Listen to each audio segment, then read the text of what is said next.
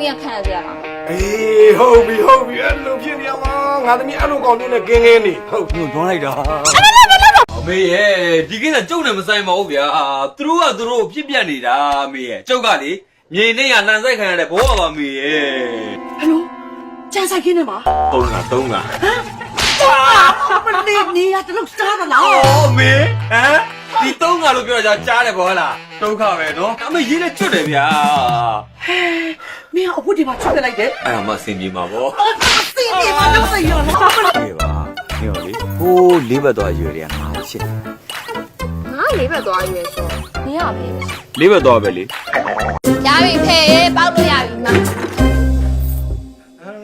အေးဟုတ်ပြီငါသမီးဟဲ့လေကွာမနေ့ကပြောထားတာကြတော့မှတ်မိတယ်5မိနစ်အတွင်းခိုင်းတာကြတော့သေအိုးနဲ့ရင်သွေးအိုးနဲ့မှားပြီးယူလာခဲ့တယ်နိကဲသမီးဘာဝင်းတို့ဆိုင်ကိုသွားစမှာကွာအားစီလေးနည်းနည်းသွားဝယ်စားနော်အဖေကနေမကောင်းလားနေမကောင်းတာမဟုတ်ဘူးသမီးရဲ့အေးအဖေအသက်ရလာလို့လားမသိဘူးကွာညအိတ်မပြောဘူးအိတ်မပြောတော့အလိုလိုကိုရုပ်နေတာသမီးအဲ့တော့အားလေးဖြစ်နေလို့အားစီသွားဝယ်လိုက်နော်သမီးနော်စိတ်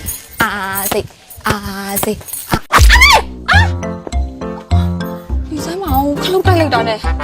အဖေကခိုင်းတာဖက်စီးလည်းမသိဘူးမေ့သွားပြီအော်ဒါမျိုးမင်းကလေပိုးသက်စီသုံးလိုက်ပေါ့အော်အေးပိုးသက်စီဝယ်ခိုင်းတာလေးဟေးသမီးကိုလေဘိုး350လောက်ပေးဟေးခေါင်းအောင်မသွားယူလိုက်နော်လေးခေါင်းအောင်မှာ350လောက်ထားထားတယ်အေးလေဟဲ့နင်ကဘယ်လောက်လိုချင်တာ350လေ350ဟာအဲ့လိုကြီးနင်ကဘာလို့မလို့တော့သူများတယ်လို့လေမျက်နှာကိုသွားပြီးခွဲစိတ်ချင်လို့စွာကြမတာအဲ့လိုခွဲစိတ်လိုက်ရင်လေကိုရီးယားမင်းသမီးလေးလိုဖြစ်သွားမှာလေးဟုတ်တယ်လေးဒါလို့လေဘောဘာလို့နင်ကိုခွဲပေးဖို့လေခွဲတယ်လို့လားဒီကခွဲတာကဘောဘယ်လိုခွဲပါလဲဟောဖေးကထင်းနေအဲ့ဒါငါခွဲထားတာလာလေးခဏလေးနာစိတ်ဝါပြောင်းခွဲပေးမယ်လားဟဲ့ဆိုကြပါလားငါသမီးတို့နှစ်ယောက်ကိုအဖေမျက်စိလေးမမိတ်ခင်မှာကောင်းမွန်လေးနဲ့စီစဉ်ပေးခဲ့ခြင်းနဲ့ကွာအမလေးရဲ့လေးစီစဉ်မပေးနိုင်မှသေသွားရင်လေစွာကြမတို့ကကိုယ့်ဘာသာကိုလင်းပြောက်ကိုခေါင်းခေါက်ယူရပါတယ်လေစွာကြမတိတ်စမ်းငါစိတ်မချတာဟောဒီကငါသမီးလေးနင်းအတွက်ကတော့လေငါစိတ်ထဲလည်းမရှိဘူးဘယ်ထဲမှလည်းမရှိဘူးနင်းမြန်လင်တွေ့လင်ရမြန်ပါသွားအေးတာပဲဒါပဲအမလေးသမီးရလေသမီးစိတ်ကြိုက်မတွေ့မချင်းအယိုးဆွေဆွေသွားစေလုံးဝမကြည့်ဘူးအယူနဲ့တူရနော်ဟဲ့ဘေးကအယူရမှာလေအဲ့ဒါစတိုင်လို့ခေါ်တယ်ကျုပ်ကလေအဲ့လိုဘသူနဲ့မှမတူတဲ့စတိုင်မျိုးရှိရလို့ကြိုက်တာကျောင်းကနေရိုက်ပါအော်ချက်ဟုတ်ကဲ့မှတ်ထားလိုက်မယ်နော်โอเคရင်းနေတဲ့လုံးနဲ့ချက်တဲ့ကိုပတ်ထားလိုက်စမ်းပါဟိုဒီကစစ်တီနေနေမပြောဟိုစကြမပါရှိလာလားတိုက်တယ်ကျွန်တော်အဲ့လိုကျွန်တော်နွေးပြပြငါသာကျူးတော့ကျွန်တော်ချိန်တာဆိုတခါနေခဲ့ပါလားဟိမကဘာဆုံးနေတိလိုက်ဒီမှာအဖေလိုဘာသာရေးကိုင်းချိုင်းနဲ့လူနဲ့ပဲပေးစားနေတာသဘောပေါက်လားကျုပ်လက်မြတ်မကြည့်ခွင့်လို့ပြီးတာပါဆိုတယ်မကြည့်ညိုစရာကောင်းလိုက်တာဟဲ့ကြည့်ပါဦးကြည့်ညိုစရာကောင်းလိုက်တာဘာလို့ဘာလို့ဖြစ်လာကြတာတော့မင်းတို့ရဲ့မျက်နှာကိုကြည့်ရတာဒေါသမင်းပူလောင်လိုက်တာဟုတ်ကောင်ကွာတို့ငါတို့လေးခွားနဲ့ဆော်လိုက်တာကွာမှန်ငါပြီကွာဘာကွာဟိုခွေးမလားဟုတ်တယ်ဟဲ့အဲ့တော့မရိုင်းတာဟုတ်တယ်အဲ့ကောင်ငါတို့မရှင်းရလို့မင်းတို့ကောင်တွေကိုထုတ်လိုက်တာဖေးအဲ့ဒါမျိုးမခံအဲ့ကောင်မမလေအဲ့ခွေးနဲ့ပါဟဲ့ဒီခွေးနဲ့မရှိရဲ့ဘာလဲအဲ့လိုကောင်ကတော့တော့စောက်ဝကြီးရိုက်ဒီကိစ္စပြီးပဲစောက်ဝကြီးတော်တရားလို့နေဥက္ကဋ္ဌရေလူငယ်တွေဖြစ်တဲ့ကိစ္စလေဥက္ကဋ္ဌကိုတိုင်စရာလားဗျာပြီးတော့ဒီကောင်ကိုကြည်မြတ်လို့ပညာပေးညာလည်းပါတယ်ဟဲ့လွန်သွားပြီဗျာမင်းကငါတို့ကိုပညာပေးအောင်မင်းကဘယ်လောက်ပညာထက်မြက်နေလဲဟုတ်ပါတော့ဒီမှာကိစ္စတစ်ခုကိုအဲ့လိုဗတ်လိုက်ပြီးတော့မဆုံးဖြတ်ကြပါနဲ့လက်ခုပ်ဆိုနှစ်ဖက်တီးမှမြည်တာဟဲ့မင်းကလူလဲလုပ်ပြီးတော့လက်ကုပ်တစ်ပတ်ချာမှာဓာတ်တော့ခံတာလေကွာမျိုးကနေမနေ့တနေ့ကရောက်လာပြီးအောင်လာတော့ငါလှုပ်ရင်တော့သေတော့မယ်နော်ဟဲ့ဝါလိုက်ဆွဲမလားဆွဲမယ်လားဟမ်မရောက်ငမွေးရလဲစိတ်ခေါ်တိမ်မိုးလေးလည်းချော့မလားသွင်းတော့လာလေတိတ်မတိုးဘူးကွာငါတော့မှာလာရလားလာနင်းရှိအောင်တိုင်းတိုးကြည့်လာမှာတော့တော့ချက်သူပြခံမှာချက်နဲ့နောက်ခံမှာဟဲ့တော့ဆိုငါကိုကြီးချက်ညီလေးတောင်းမှမှာတယ်ညီလေးစိတ်မဆိုးရနဲ့နော်ဟိုကိုကြီးချက်လေဟိုညီလေးကိုမကျေနပ်ဘူးဆိုလို့ရှိရင်လေဥက္ကဋ္ဌနဲ့သွားတိုင်တိုင်ပါလားနော်ဥက္ကဋ္ဌတိုင်ပါအဲ့တော့အစင်နှမ်းမရှိတဲ့ဥက္ကဋ္ဌမြတ်ဘဥက္ကဋ္ဌကိုငါအစင်နဲ့တိုင်ရလားဒီကသိဖြစ်သွားဟုတ်ကဲ့သိကြောင်သွားတာဟဲ့ဘာလဲနေတော့ကွာမင်းကတမျိုးဟဲ့ဟာဥက္ကဋ္ဌဟဲ့ဟုတ်ကြီးရန်ကုန်သားဟမ်ငါခင်ဗျဘာလဲမင်းကဖလားအားကိုးနဲ့900တောင်နှိမ့်ဆက်ထားတာမဟုတ်ဘူးခင်ဗျတန်ငယ်ရင်းနေစော့နေကြဒီရွာမှာငါဘလောက်စင်နှမ်းရှိတယ်ဟုတ်ကဲ့ပါဘလောက်လုံးပိုင်ခွင့်ရှိတယ်ဆိုမင်းကိုခုပြမယ်ကဲဘူးခေါ်လာခဲ့ပြီဟုတ်ဒီလိုအားလည်းရတော့ချက်ဟုတ်ပါလား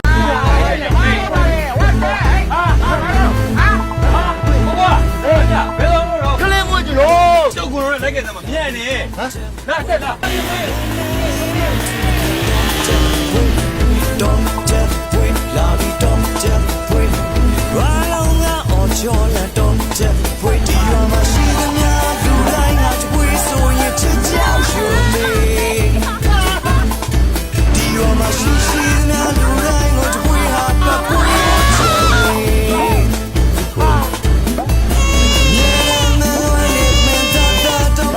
မြို့လေးနေအဖေရလေသားလေးတောင်တည်းရှိလို့ဆိုပြီးတော့ဟမ်စောငါဖွေးနာမည်ပေးခဲ့တာအခုနေရလေအသက်ကြီးလာတယ်အဲ့ဒီတခြားငါဖွေးမဟုတ်တော့ဂျပွေးဖြစ်နေပြီ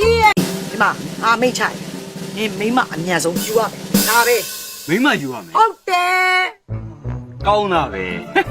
အော်ဒါမျိုးကြတော့ငါတောင်းပေးရမယ်ငါသားရေဒီတောင်းခိုင်းတဲ့ကောင်မလေးအိမ်မော်ရောက်နေပြီ တော်လိုက်တဲ့အမေအဲ့ဒါကြောင့်အမေကိုချစ်နေရတာ လေဟုတ်ဖေးရမှာမဟုတ်ဘူးဖေးရမှာအိမ်ပေါ်မှာဖတ်မှာဖတ်ရုံနေဘယ်ကမလဲခင်လေဟာဝမ်းနိုင်တာခင်လေးရေဒီကောင်ကလေကိုတော့ပြောတဲ့လူတော်မှရှိမှာမဟုတ်သလားရဲချစ်တာပဲခင်လေးရေခင်လေးရောကိုချစ်လားဟမ်ကိုချစ်လားပါဇက်ကနေပြောလေကိုချစ်တဲ့အဲ့လိုပြောလေမဲကြက်နေတာပြရခင်လေးโอ้မချစ်ပါနဲ့ကိုပဲလှည့်ပါဦးဟာဟဲ့ဘိုင်းလေဟမ် ဘိုင်းလေခဲလေကိုတော့စကြည့်တယ်ဆို ယောက်ျားတိုင်နဲ့ဘိုင်းမချစ်ဘူး တော့ပြီးစလေပဲတက် ဘာလို့တက်ဘာလို့မချစ်ဆောင်တာဖဲဖဲလို့ပြောတယ်အမေမချစ်ဘူးဟဲ့ဖဲညငါဖဲလို့ပြောတယ်အမေငါ့ကိုချီရတူးနေမှနေတာဟဲ့သွားဘာလဲဟိုကျွန်တော်ပါဦးဒီကငါဖွေး တော့ကြွနေဟမ်တရွာလုံးကတော့လေခမ ကိုတော်လာနဲ့နောက်ဆုံးညမှာခမဥတီလိုက်စီပြီးထွက်လာတာပဲ မင်းကွာပြောတခါတည်းမှစီးတာပါဒီတင်လိုက်တော့မဝေး ဒါပေမဲ့အတဲ့ဆိုတော့ရှိတယ် ဒါပေါ့ ကျုပ်လဲကြရင်လေဦးလေးမသိကြအောင်ဆောင်ပေးရ စိတ်ချမသားကြီးလို့ကိုနေပြီးမငြိမ်းနေစီရမယ်စိတ်ချနော် ဒါဆိုကြပြီရှင်းနဲ့တယ်ကျွေးတယ်ပြီ အသက်ကွယ်မရမကြီးရှင်လေမင်းခွဲခဲ့ရတဲ့ဒါကြီးပြတ်တော့ပါပြီ မောင်ရင် ဖေဖေကိုခေါ်ရပါဖေဖေ အိုးမောင်ရင် ဖေဖေသမီးတရဆက်လေဖေဖေ မောင်ရင်ကြည့်လေလို့ပေါင်းကွာမင်းအိမ်မှာကြည့်စရာမှန်ဝဲရှိရလားဟင်မင်းငါ့ကိုဖေလို့ခေါ်တာပြည်ကြီးတွေတောင်အဲ့လာတဲ့ထင်တာပါပဲဘလူးပြင်းလို့မင်းတွေပြစ်တာတော့မလား ဟုတ်မနောက်ပါနဲ့ပြီတန်တန် ဟာလာဒီကိုကြောက်ကိုလေတော့ကွာ အခုချိန်ကျတော့ပြန်မဖို့တော့ပြန်ဖို့တော့တာ ကဲလို့ဒီညစားကတော့ခါနေဆိုရှင်နေအဲ့ရုံစရာဖြစ်အောင်သိလို့လား ဒီမှာလေးမှာကိုဝင်ရှိနေ ဟာမင်းကကိုဝင်မင်းရဆိုတရားလုံးသိတယ်ကွာ တရွာလုံးသိပဲကျုပ်မှမသိတာခမရလေ ခက်စကားကိုရှင်ဝေးမပြောကြည့်ဘူးကွာငါညမယူလားမယူလားမင်းအဲ့ဒါပြော မယူဘူး ကိုသွားပြပြီနောက်ဆုံးတက်မင်းမငါညမယူလားမယူလားဗျာ မင်းမနေနဲ့မယူဘူး 没有人我记得带的，没有人我记得带的，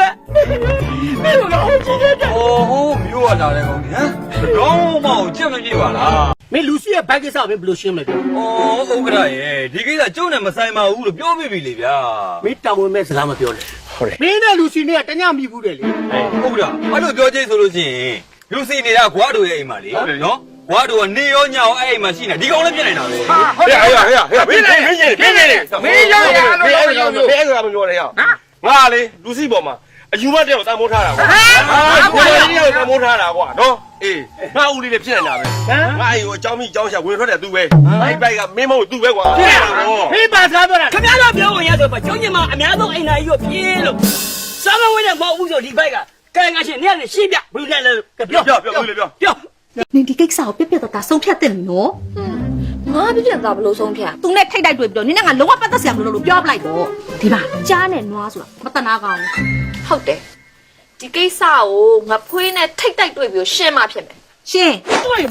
对没？ ငါဖွေးအမေ ဩခင်လေးရဲ့ဘလို့ဖြစ်လာတော့ ဒီပေါ့ငါဒီကိုဘာလာလောက်တာလဲ ဒီငါ့ကိုတတိယလို့လာနေမှာပေါ့ဟုတ်တယ်မဟုတ်မှလေရောနင်းအဖေကငါ့ကိုလာတောင်းခိုင်းလာတာဟာလား ဟုတ်မယ်ထင်တယ် ဟမ်ဟုတ်မယ်ထင်တယ်မလုံးနဲ့နော်အဲ့ဒါဆိုရင်ဟုတ်လိုက်တော့နင်းအဖေကိုပြောလိုက်ငါမနေ့ကလာတောင်းမယ်လို့နော်ဆက်ပြောလိုက်အောင်နော် အေးပြောလိုက်မယ် အေး ဦးကြောင်ကြားနဲ့တော့မိန်းမတယောက်ရအောင်မယ် ငါသမီးနဲ့စောငပွေဘယ်ချိန်နေထိရောက်နေလဲပြော အဖေဘာလို့သိချင်လဲ အိုးနင်ကလေလေးလေးကတိကျင်တာလေးနင်းနဲ့စောင်းမပွင့်နဲ့ချစ်သူလေးဖြစ်နေကြပြီလားဘယ်နေရာမှာချင်းတွေ့ကြတယ်ဘယ်တော့ယူမှာလဲခလေးမတယောက်ကြီးယူမှာလဲလို့ အေးလက်တယ်လေးပါလေးရှာထားအောင်နော်ဟာဟေးဆိုချင်မအမဒီနေပြောရလိုက်လားငါသမီးလေးကိုနေပြောလိုက်တာဂိတ်ဆုံးကိုရောက်သွားတော့တာပဲဟာမင်းနေတဲ့အချိန်မှာနေဘာစကားမှဝင်မပြောနဲ့ငိမ့်ငိမ့်လေးနေဒီမှာငါသမီးနဲ့ငါဖွေးနဲ့ဖြစ်နေကြပြီလားလို့ သူပြောတော့ဖြစ်နေကြပြီလို့ပြောတာပဲ ဟေးအဲ့လည်းမဆိုးဘူးကနော်ဘယ်လိုပဲနေနှက်ကရွာပြင်ပါလေ နေရာမားလာ ဟေးမင်း မဟုတ်ဘူးလေဟိုဦးလေးသမီးကိုလာတောင်းပါ ဟမ်မေး ဦးတီလာရဲ့သမီးကိုလေ ဟုတ်ကဲ့ ကျမသားရှင်ဘက်ကနေမိသားဖသားပြီးပြီငပြောပဲအုံမွေးနဲ့လာရောက်တောင်းတာပါလက်ခံပေးပါနော် လက်မခံပါဘူးခင်ဗျာလက်မခံပါဘူး စီပြေတယ်စီပြေတယ် မပြေပါဘူးခင်ဗျာမပြေပါဘူးနော်ဟေးဒီမှာမင်းငါမေးအောင်မယ်မင်းငါသမီးကိုလာတောင်းတာဟုတ်လားဟမ်ငါသမီးကိုလက်ထပ်ခြင်းလေပေါ့အေးသဘောမတူဘူးဗျာငါကလုံးဝသဘောမတူဘူး ဒီသမီးကလာတောင်းတော့လေအရင်ကကျင်းနေတဲ့ပုံပဲသားရဲ့ ဒုက္ခပါပဲမကျေနပ်ပါဘူးခင်ဗျာမကျေနပ်ဘူးလုံးဝမကျေနပ်ပါဘူးခင်ဗျာ တော့ပြန်လိုက်ငေါ့ အော်နေတာ မင်းတို့မနေ့ကတော့ပါသုံးနေတယ်ဖောက်နေ ဒါမလို့ယူနေတာမင်းနော်ပါရတာမဟုတ်မနေ့ကငါနန်းတာ3ချက်ဖုံဝီသိန်း20ကိုနှစ်ရက်အတွင်းစုဆောင်ထားပါလို့အဲ့ဒီသိန်း20ကိုမရဘူးဆိုရင်တရွာလုံးမီးတောင်တိုက်သွင်းပြစ်မယ်တဲ့ဥက္ကဋ္ဌတရွာလုံးစုပေးမဲ့ငွေတွေကိုကျုပ်ကိုယ်တိုင်သွားမပေးဘူးနော် ဘူးမသွားကြမလို့ကျုပ်သွားမယ်တကယ်လို့များငါအဲ့ဒီကိုသွားရင်လည်းငါသက်သေးခဲ့ရင်ဒီရွာကောင်တို့တယောက်မှမယူပါနဲ့ဟာနော် ဘာဖြစ်လို့လဲ ဒီရွာကောင်များအကုန်လုံးဖျို့ဖျဲတွေပဲငါတဲ့ပုံပြီးတော့တိပါတယ်ဟာ အေးပါဟာစိတ်ချပါတကယ်လို့များနေတည်သွားခဲ့မယ်ဆိုလို့ရှိရင်ဘသူ့ပိုက်ထဲမှာပြန်ပြီးမဝင်စားပါနဲ့နော်ငါအိမ်ကလေနမကြီးမီဆိုးပိုက်ထဲပဲပြန်ဝင်စားပါလေနော် ဘာဖြစ်တော့လဲဈေးကောင်းတာကွာ